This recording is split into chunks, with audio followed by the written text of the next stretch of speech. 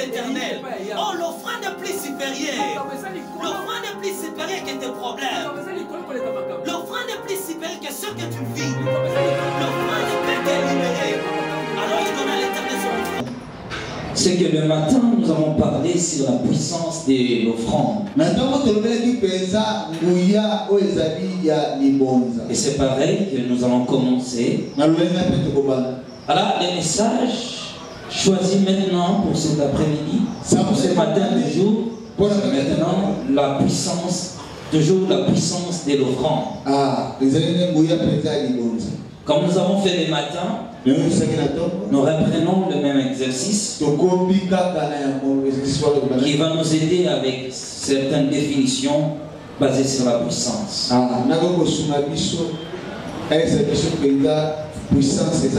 Qu'est-ce que c'est la puissance? Il y a déjà des gens qui étaient ici le matin. Wow. Le pouvoir d'imposer son autorité. Voilà, amen. La puissance, c'est le pouvoir d'imposer son autorité. Voilà pourquoi première définition de la Bible, verset de la Bible qui parle de la puissance. Le premier verset de la Bible qui parle de la puissance, c'est Exode chapitre 20, le verset 16. Exode 26. Mais voici pourquoi je t'ai laissé en vie, c'est pour te faire voir ma puissance et pour que ma renommée se répande par toute la terre. La puissance, c'est le pouvoir d'imposer son autorité. Mais ici, nous parlons de la puissance de l'offrande qui peut nous aider avec l'offrande. Qu'est-ce que c'est l'offrande? L'offrande, par définition. L'offrande. Voilà, l'offrande, c'est ce qu'on donne à Dieu. Exode chapitre 25, les versets 1 à 2.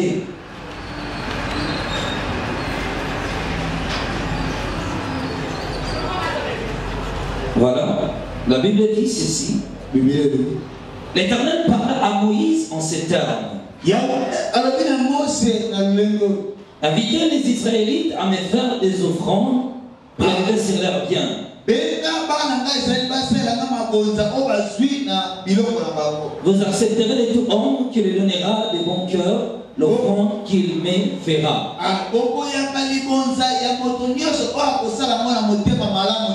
Que Dieu bénisse sa parole. Voilà, ici nous parlons de la puissance de l'offrande. On dit simplement que l'offrande, c'est ce qu'on donne à Dieu. Mais nous ne savons pas pourquoi nous donnons à Dieu. Quel est son impact ou son influence? Je ne parle pas de la puissance d'un homme.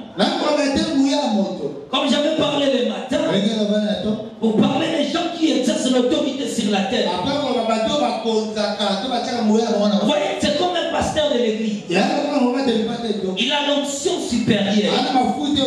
Il se tient devant le peuple de Dieu pour transmettre peut-être les oracles de Dieu. Au moment de la communication des oracles, je prends même l'exemple de moi qui prêche. Si tu es là, tu m'écoutes. Moi, j'exerce la puissance, l'autorité sur toi.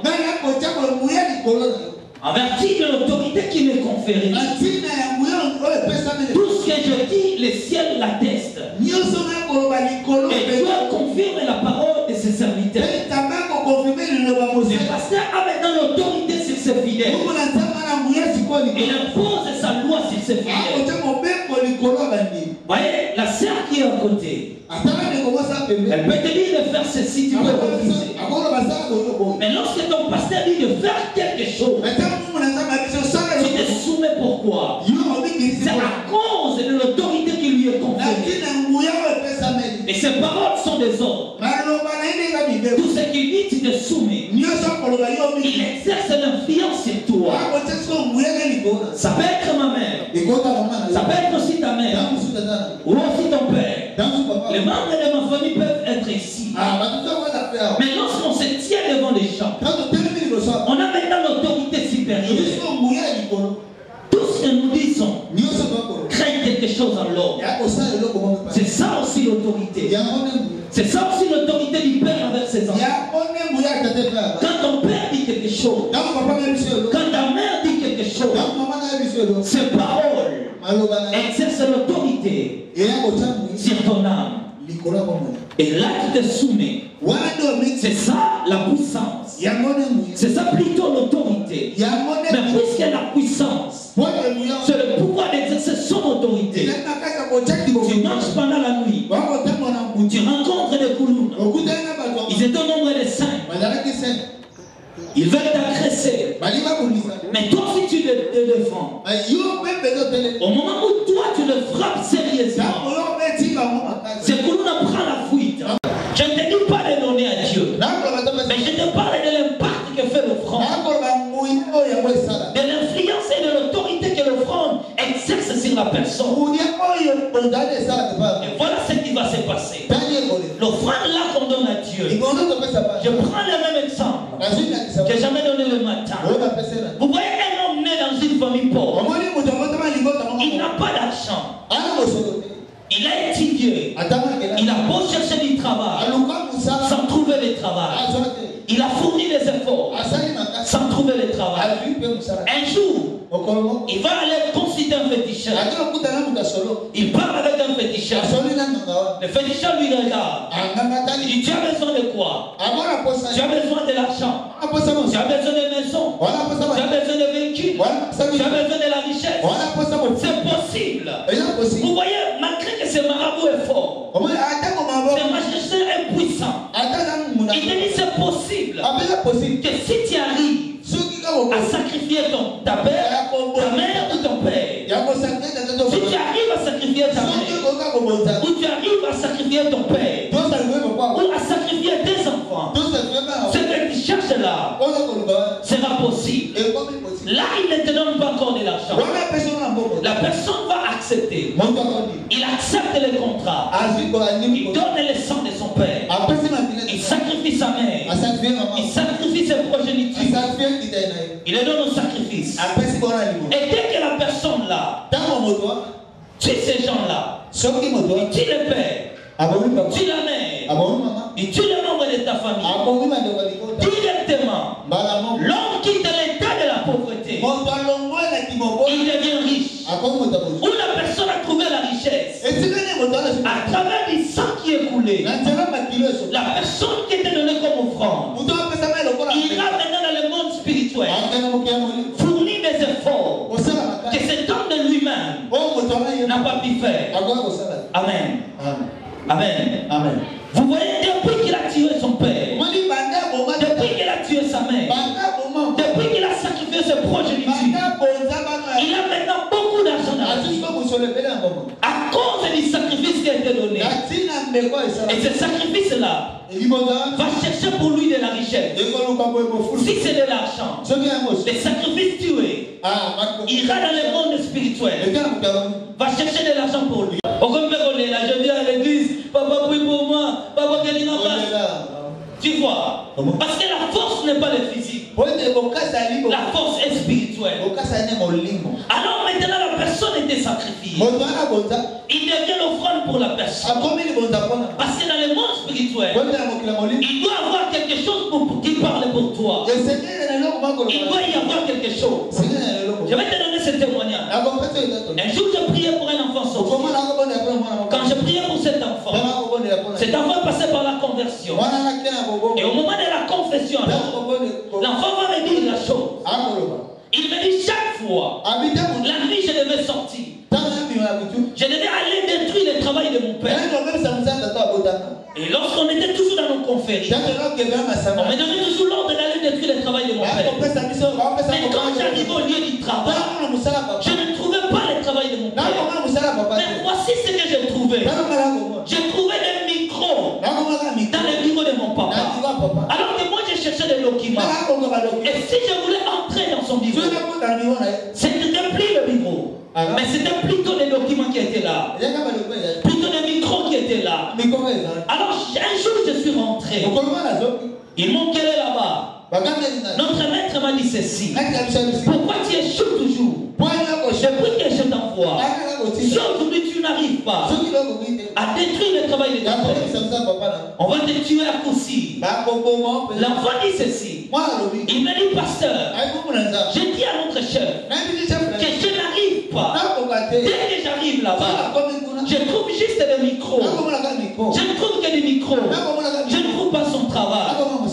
Alors il me dit ceci. Le maître lui a dit, non, les micros là que tu vois, c'est l'offrande qu'il a fait à l'église. C'est pourquoi quand toi tu arrives, tu ne le vois pas. Tu vois que les micros qu'il a servi à Dieu. Vous voyez, il y a quelque chose qui doit te remplacer dans le monde spirituel. L'offrande que tu donnes à l'église, c'est l'aide dans le monde spirituel. Quand tes adversaires te cherchent, ils ne te verront pas. Ils verront juste l'offrande que tu as donnée à Dieu. Tu n'as pas compris. Je te donne encore l'exemple de Jésus. Vous voyez, Dieu ne nous connaît pas. Mais la seule façon que Dieu nous connaît, c'est à travers le sacrifice de son Fils. C'est pourquoi, étant pécheurs, nous pouvons nous approcher de Dieu. Et quand Dieu te regarde, c'est ça la peau de Saoul. La peau était de Jacob, mais la peau était la peau de Saoul. Le Père a pu bénir Jacob à cause de la peau de Saoul. Il dit la peau c'est Saoul, mais la peau c'est Jacob. Cela veut dire quoi? Le Père savait que c'était Jacob. Mais puisque la peau, c'était la peau de Saoul, il ne pouvait pas résister. C'est ce que Dieu fait avec nous. Il ne peut pas résister à cause du sacrifice suprême de son Fils. Oui, il y a quelque chose qui parle pour toi et pour moi dans le monde spirituel. Il doit y avoir quelqu'un. Et sachez-le bien, qu'il n'y a pas de divinité sans offrande. Les divinités n'existent pas. Dans tous les domaines, que ce soit l'occultisme, le christianisme, il n'y a jamais eu de divinité sans offrande. Ce qui fait l'essence de la divinité, c'est l'offrande. C'est ça. C'est l'offrande qui fait l'essence. Tu ne peux jamais servir Dieu. Tu ne peux jamais rester avec Dieu sans avoir quelque chose que tu donnes à Dieu.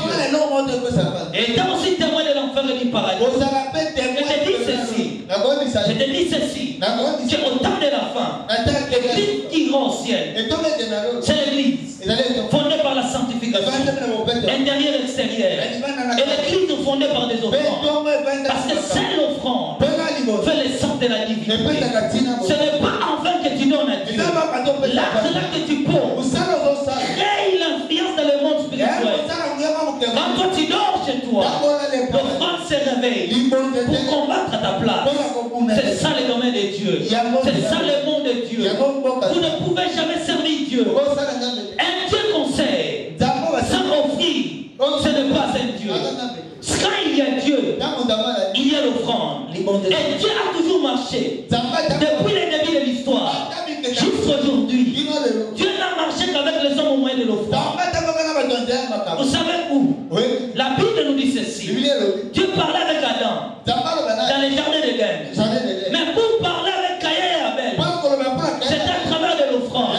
Lorsque l'offrande était donnée, lorsque Caïn tua son frère, maintenant c'est la première fois de la Bible qui parle que Dieu parle à Caïn.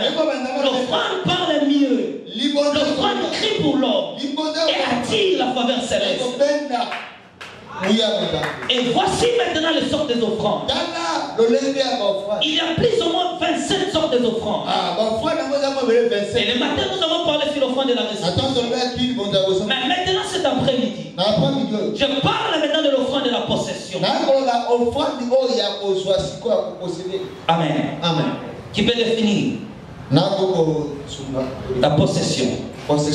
Ici, c'est tout ce que vous venez de dire. La possession, c'est jouissance, faculté actuelle de disposer ou de jouir d'un bien.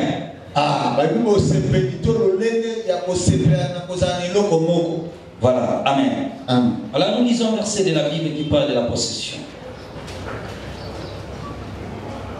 Genèse chapitre 15.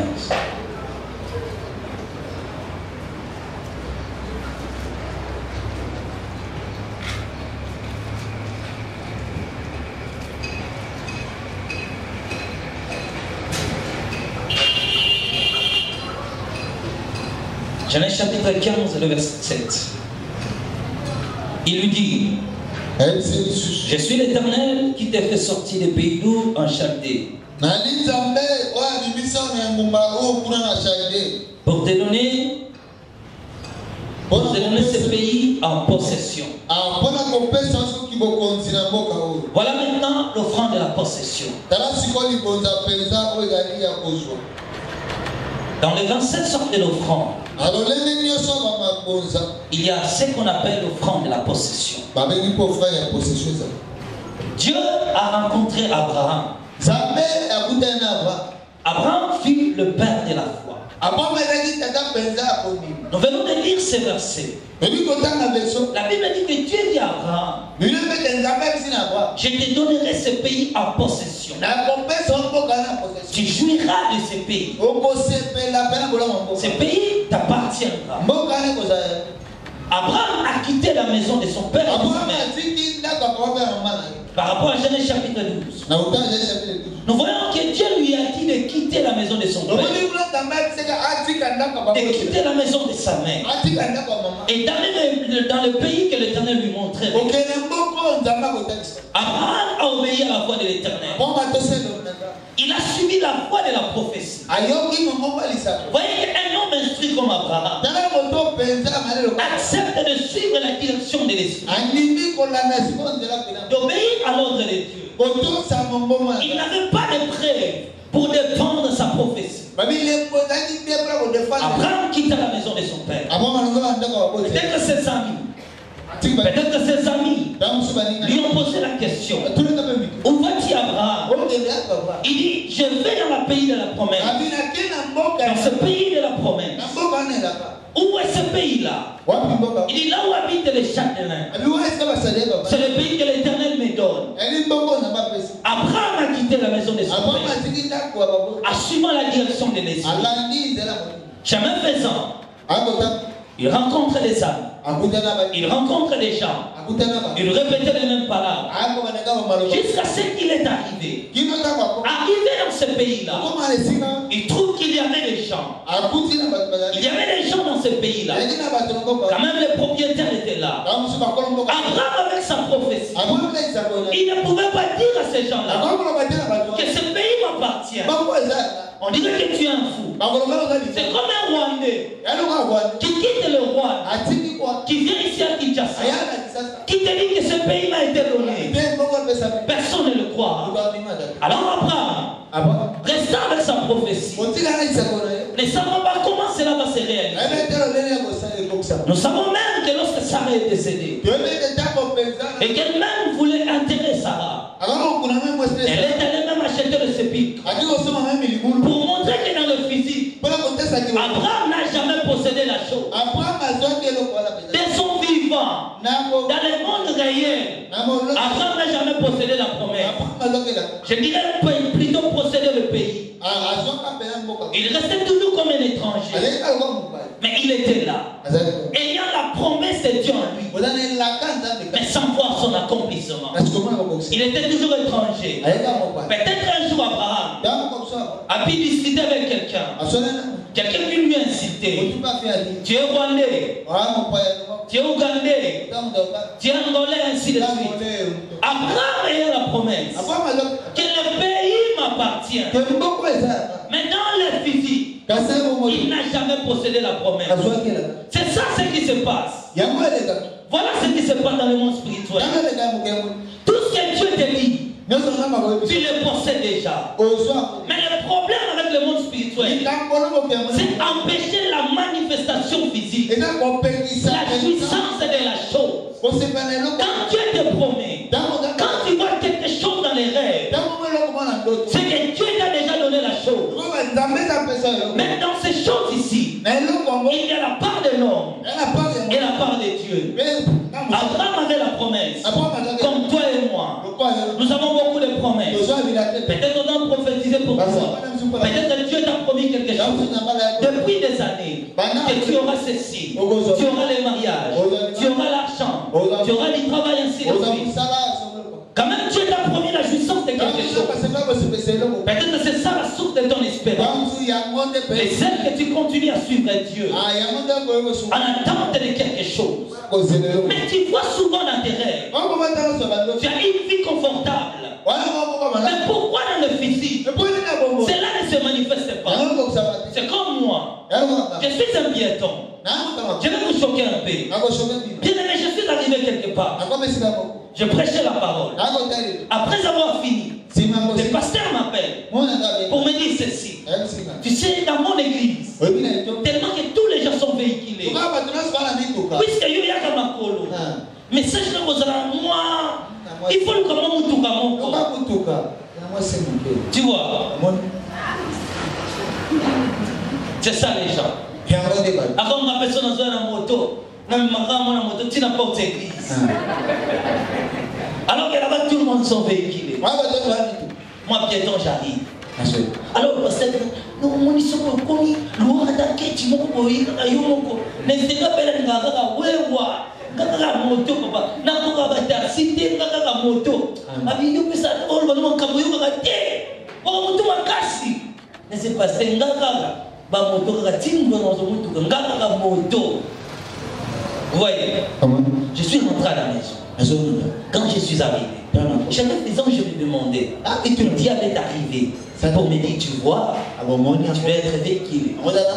Je suis rentré la nuit, alors que je me repose. Au milieu de la nuit, je fais un rêve.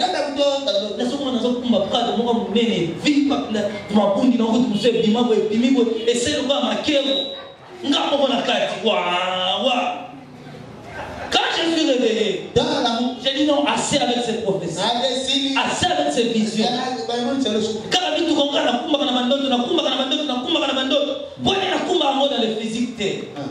Peut-être c'est toi aussi.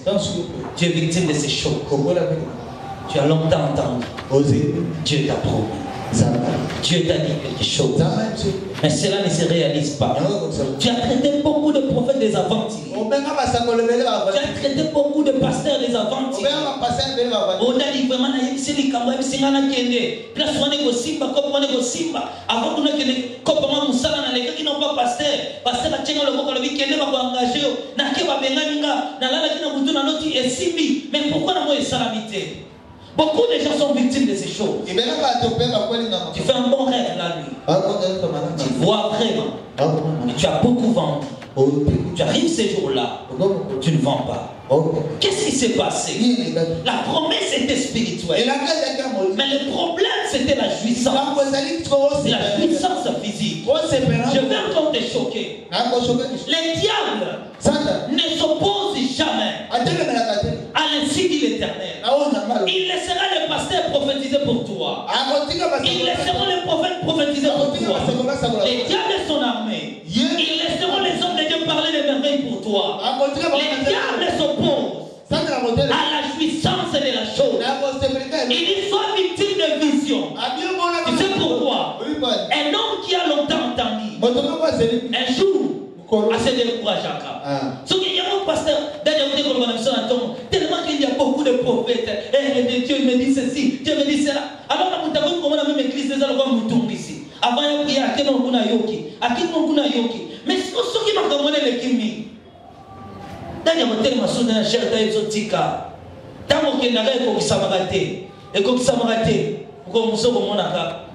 Ah, au fait, on va à années avant-hier. Et surtout, moi, je dis ceci.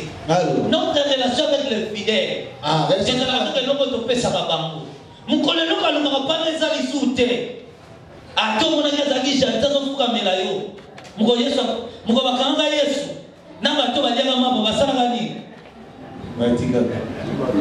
voyez. Donc, t'as écouté les prophéties sans réalisation. Il s'éloigne. Il dit c'est un aventurier. C'est un faux serviteur. Là, le diable se moque. Il te laissera être rempli de visions, de promesses.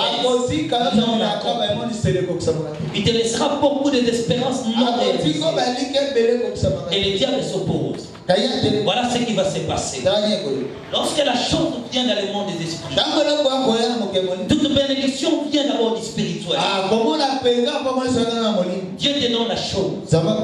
Il reste maintenant un pouvoir qui sera capable d'attirer la manifestation de la chose dans les physiques. Dans chaque promesse de Dieu, il y a la part de Dieu, il y a la part de l'homme. N'oublie pas ces choses. La vie chrétienne, c'est ainsi. La part de Dieu et la part de l'homme. Il y a des choses que tu dois remplir ta part. Maintenant, le ciel t'observe. Le diable vient juste s'opposer à la chose. Alors que tu avais reçu la promesse, tu te tiens là. 25 ans avec la prophétie, 30 ans avec la prophétie, tu as déjà la chose. Mon frère, viens. Amen. Chaque fois que tu pries, chaque fois que tu fais un rêve sur quelque chose, tu possèdes déjà la chose. Tu as compris ce que je dis? Tu as compris ce que je dis? Voilà. Chaque fois que tu vois quelque chose, tu possèdes la chose. Il fait un rêve la nuit. Il voit que Dieu lui a donné quelque chose. Les mariages, par exemple. Il voit les mariages. Et diable directement te laissant avec la vision. Lorsque tu as la chose, les hommes de Dieu viennent. Il parle de la chose que Dieu t'a dit. Maintenant, Satan envoie son armée. On appelle cette armée, c'est l'armée de l'obstacle. C'était quoi? Attends, ce sont des mystères, je dois chercher.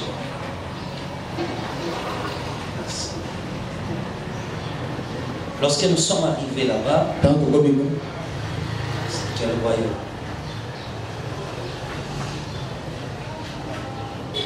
Voilà, c'est le royaume de l'hostilité. Oui, parce que c'était des démons vêtus en toge rouge. Démons wana ya royaume hostilité wana. Bango maintenant batindaka bango obstacle na bango ezalaka nini? Bango ba complicaka. Bamemaka la complication na réalisation ya promesse nyonso eloko nyonso mutazwa mais atika la vivre mon amoukilité. Vous savez, il y a un verset dans la Bible qui dit plusieurs n'ont pas vu l'accomplissement. Je pense que Hébreux chapitre 11. La Bible dit ceci. C'est là que l'on connaît pour que ça m'a mon angoté. Papa et mon gars dans mon signe. Batembele bazo bilaka. Au moins il a qu'à vous faire à vous faire.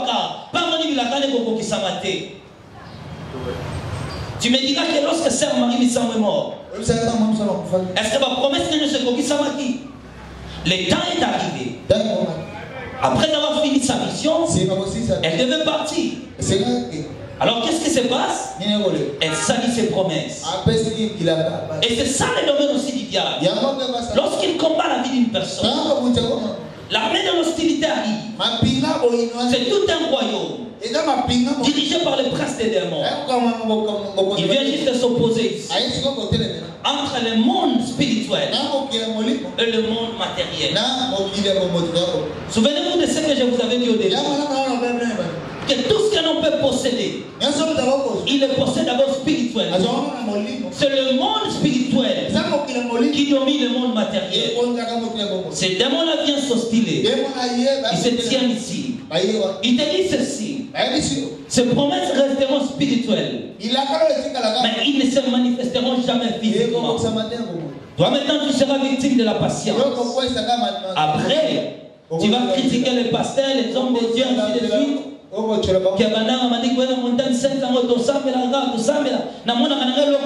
Parce que la frontière hostilité dans le monde. Pour t'empêcher maintenant, voilà ce qu'ils feront. Ça c'est mon frère. Ils vont d'abord consulter des générations précédentes.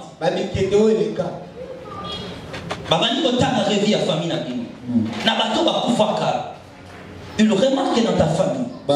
Voyez, je veux dire encore ceci. Nous sommes la suite de la vie de nos familles. Tu sais quoi? Aujourd'hui, quand tu es à l'église, même si toute ta famille va être païen, mais ce que sont des générations à Kala, l'alliance là est pour la suite de la famille.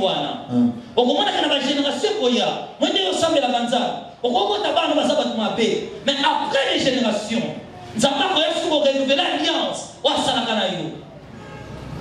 Lorsque le diable va arriver là-bas, il va maintenant consulter. Il consulte tes aïeux. Il trouve des fautes. Ils ont commis des mal, des délits dans la vie. On peut bloquer ta vie à cause des erreurs de tes ancêtres. Nous payons le prix de ce que les autres ont fait. La vie que tu as, la vie actuelle, cette vie a été transmise des générations passées. C'est comme ça la loi de Dieu. Si toi tu fais le mal, sache-le bien, le mal que tu fais va influencer aussi ta propre famille. Si mon père était combattu par des démons, après sa mort, les mêmes démons qui combattront mon père suivront la ligne de son sang pour combattre ses progénitures. Alors les démons vont s'opposer. Après avoir passé à la revue de toutes ces générations, ils bloquent la chose. L'hostilité peut être au moyen de ton sang. Bloque ton sang à cause de ta famille. À cause de ta famille. Parce que l'homme est le sang. C'est le sang qui coule dans nos veines qui décide sur nous. Et le sang de tout homme est réglé par son sang. C'est pourquoi lorsque vous êtes né de famille où les parents ont été les sorciers, les occultistes, vous êtes victimes de ces choses. Maintenant, ces démons-là vont bloquer la route. Empêcheront la manifestation physique de la chose. Tu as longtemps entendu sans voir son accomplissement. Abraham maintenant revenons. Alors t'as patienté. Elle attendit la promesse sans la réalisation. À l'âge de 100 ans, Abraham aura pour fils Isaac. Mais la promesse de la possession des Canaan est là au Samaritain. Oui, c'était spirituel. Vivant d'Abraham, cette promesse n'était pas physique. Abraham, avant de mourir, il appelle Isaac. Il dit à son fils, mon fils, tu vois ce pays m'a été donné par l'Éternel. C'était par la prophétie. Vous voyez, à la rébellion, Nabitumba mon côté, à son pouvoir Nabitumba. Mais il a eu ce pays par la promesse. Il restait victime de la promesse. Abraham est décédé. Isaac de son tour. Il pensait maintenant posséder ce pays. Peut-être qu'il marchait la tête haute. Mais qui pouvait le croire? Isaac. De dire que Mboka Ezali Angaï, peut-être le tuer. Isaac est resté aussi victime. Quoi qu'il était maltraité. Mais dans son cœur, il savait que ce pays m'a été donné. Isaac aussi est parti. Avant de mourir, peut-être Isaac s'est dit lui-même, peut-être mon père m'avait trompé. Et vous savez, lorsqu'on est enfant, nous croyons que nos parents sont très intelligents.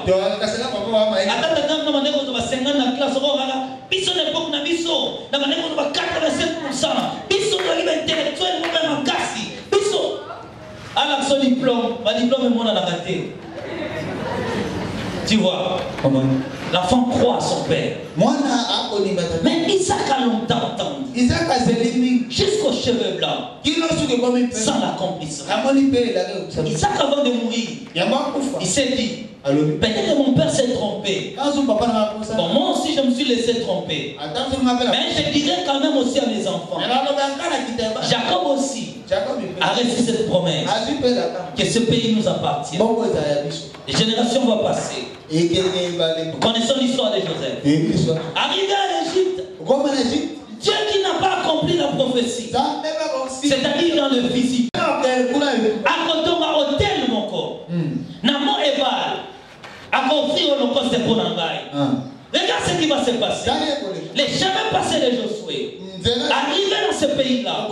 Mais lorsque Moïse voit, pour prendre la possession de ce pays, il faut un sacrifice. C'est-à-dire il faut que l'autel soit construit. Mais Moïse n'a pas construit l'autel dans ce pays de Canaan. Lorsque Josué traverse le pays, il va directement sur la montagne.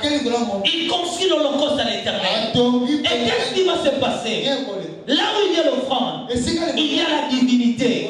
C'est à ce moment-là que lorsque Josué a fait l'autel, lorsqu'il a construit l'autel, les dieux du ciel a quitté le ciel pour demeurer dans l'offrande. Aussi longtemps que Dieu était dans l'offrande de Josué, Josué devait posséder ce pays-là. À cause de l'offrande, Josué a tiré le pays que Abraham n'a pas pris, que Jacob n'a pas pris, que Moïse n'a pas pris. À travers son offrande, Josué prend la possession de ce pays parce que l'autel était construit. Là où il y a l'offrande, il y a la présence de Dieu. Là où il y a l'offrande, il y a la demeure de Dieu.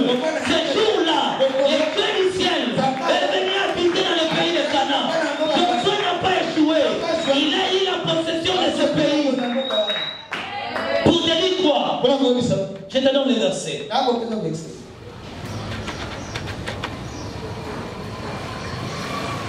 Chapitre 8, le verset 30. Voilà. Et la Bible dit, alors Josué bâtit un autel à l'Éternel, Josué a tourné le Dieu d'Israël, sur le mont Ebal. Quand il traverse, il dit maintenant c'est la possession. Pour posséder le pays, il faut l'offrande. Et Dieu vient maintenant habiter sur l'autel. Dieu n'habite que sur l'offrande. Tu n'as pas compris. Je te dis ceci. Dieu n'habite que sur l'offrande. Vous savez pourquoi Jésus-Christ vit en nous? Pourquoi Dieu habite en nous? Parce qu'il y a les sacrifices de Jésus. Si tu acceptes Jésus, l'agneau immolé dans ton cœur, alors la gloire de Dieu viendra habiter en toi. Pourquoi? C'est le sacrifice qui attire la présence de Dieu. Et ce jour-là, lorsque Josué construit l'autel, il attire l'accomplissement dans le physique. Ce qui est resté longtemps spirituel. Ce qui est resté longtemps spirituel. C'est ça le but de l'offrande de la possession. Lorsque tu donnes à Dieu, donne l'offrande de la possession. C'est comme ça qu'il faut racheter les choses. C'est comme ça qu'il faut prendre les choses. C'est ta manière de faire les choses. L'offrande de possession.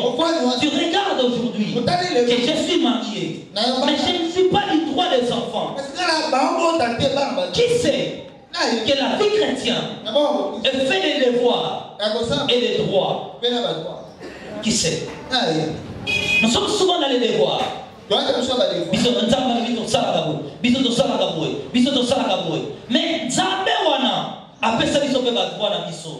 maintenant, à côté de la mission de droit, nous négligeable. Amen. Amen. Josué a rempli sa mission. Il a obéi à Dieu. Mais quand il est arrivé, il construit l'autel. Dieu devait remplir ses droits. L'offrande de possession te ramène ou te ramènera ce que tu as perdu dans les spirituels. Sache-le bien que dans le monde spirituel, tu peux vivre la vie qui n'était pas ta vie. Je vais te dire ceci. Voyez ce que font les sorciers. Ils tracent des calendriers pour les gens. On regarde ta vie. Il y a 351 jours. Ou si c'est 300 quelques jours de l'année. Et là maintenant il regarde. Dans chaque année que Dieu a fait, dans ce principe, il y a les jours de bonheur et les jours de malheur. Les jours de bonheur, c'est ce qui a été prévu de Dieu. Regarde maintenant. Les sorciers vont consulter ce calendrier de ta vie. Ils regardent que 2020, Dieu n'a prévu que 40 jours qui sont les jours de bonheur. qui sont les jours de bonheur. Les 27 janvier, les 28 mars, les 15 septembre. On regarde dans tous ces jours-là. Les démons lisent tout ce qui était prévu. Il dit, il y a des jours de bonheur qui étaient prévus. Regarde bien aimé. La nuit tu parles avec quelqu'un. Tu causes avec quelqu'un. Il te dit viens le matin. Je te donnerai la chose. Je vais encore te choquer. Un jour bien aimé, je me suis réveillé le matin. Une dame va m'appeler. Mais elle me dit prophète viens. Je m'ai dit viens vraiment rapide puisque je vais voyager. Et quand elle m'a appelé pour ça, je savais que sa dîme là, ce qui n'a suivi moi, et vous a terrible.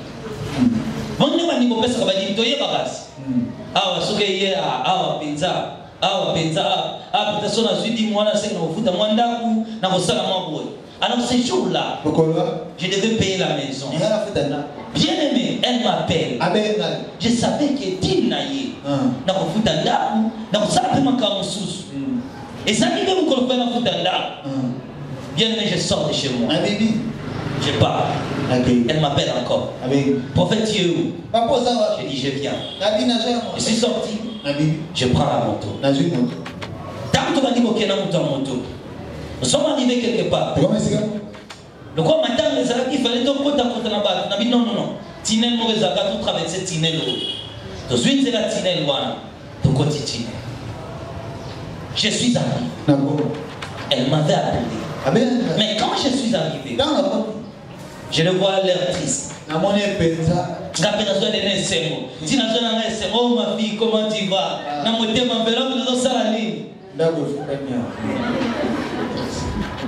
Quand je suis arrivé, on m'a dit au soir. Ah, oh papa,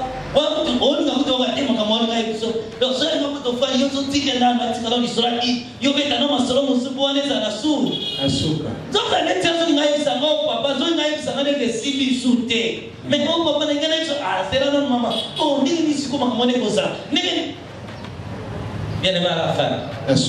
Elle me dit l'argent que je devais te donner, ma dîme là, je ne sais pas ce qui est arrivé. Il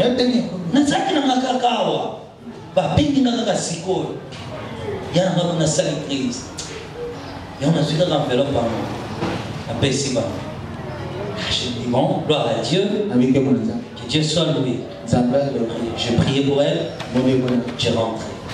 Mais quand même, vous savez, à l'attente de quelque chose, lorsque la chose ne se réalise pas, on est quand même triste. Alors, ce moment-là, j'ai rentré. Ah, comme vous, je suis rentré. La nuit, je dors. Je vois. Lorsque j'avais déjà l'argent qu'elle m'avait appelé de me donner. Mais quand seulement j'ai pris ces chemins-là, j'ai traversé ma sentier.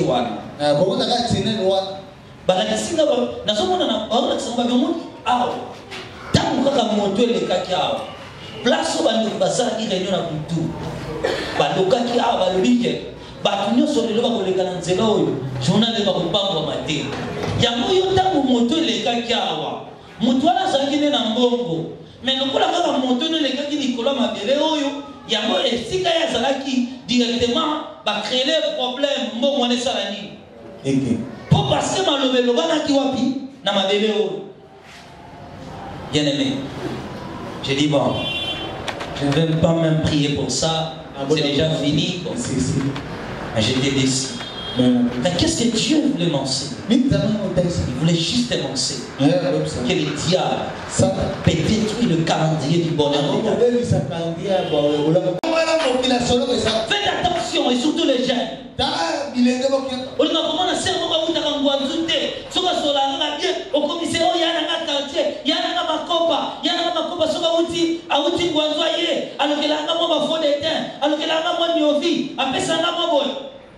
Oh, à tout moment là, la gratuité c'est la faiblesse spirituelle. Dans ta vie, n'aime pas ce qui est gratuit. Parce que celui qui te donne la gratuité décide sur ton âme. Il a le pouvoir sur toi. Tu n'as pas compris. Je vais te déranger avec des révélations. Le matin, j'avais enseigné. À midi, maintenant, là, je vais donner que des révélations. La gratuité, c'est la faiblesse spirituelle. Regarde. Tu passes dans la rue, tu rencontres quelqu'un. Il prend ses papiers mouchoirs. Tonton, il te donne ses papiers mouchoirs. Lorsque tu prends des papiers mouchoirs, il récupère les droits des propriétés. C'est-à-dire tout ce que Dieu avait prévu pour toi. Il devient maître de la chose. Il y a un moment où bateau va plan moki. Bateau nyoso ba sali sakayo. Ata sali o mabe nini. On le va na sima mukong mais la présence moi on le va. Prendra quelque chose. Une offrande. Tu prieras pour ça. Tu diras à Dieu. Même si tu es marié et que ton mari fait la cour avec des femmes et que toi tu ne veux pas cette vie-là, tu prendras cette offrande de la possession. Tu dis à Dieu, cette offrande m'appartient. Cet homme m'appartient. Ce travail m'appartient. Je suis ici. Je ne quitterai jamais cette entreprise jusqu'à ma mort. Tu pries pour ça. Tu fais des déclarations. Tu prends cette offrande. Tu donnes à Dieu. Et quand tu donnes cette offrande, Dieu te donne la possession de toutes choses qui a été d'abord prévue pour toi, qui a été déjà destinée pour toi. Dieu ramène à toi les droits de propriété. S'il y a quelqu'un, à cause de Kamena Kombo, il a retiré les chances de ta vie. Lorsque tu donnes l'offrande de la possession, Dieu ramène en toi les droits de la propriété. Personne ne prendra ce qui est à toi. Ce qui est à toi est pour toi jusqu'à la mort. Ce qui est à toi est pour toi et pour tes enfants. Voilà le but de l'offrande de la possession. Que l'Éternel Dieu vous bénisse. L'éternel. Oh, l'offrande est plus supérieure. L'offrande est plus supérieure que tes problèmes. L'offrande est plus supérieure que ce que tu vis.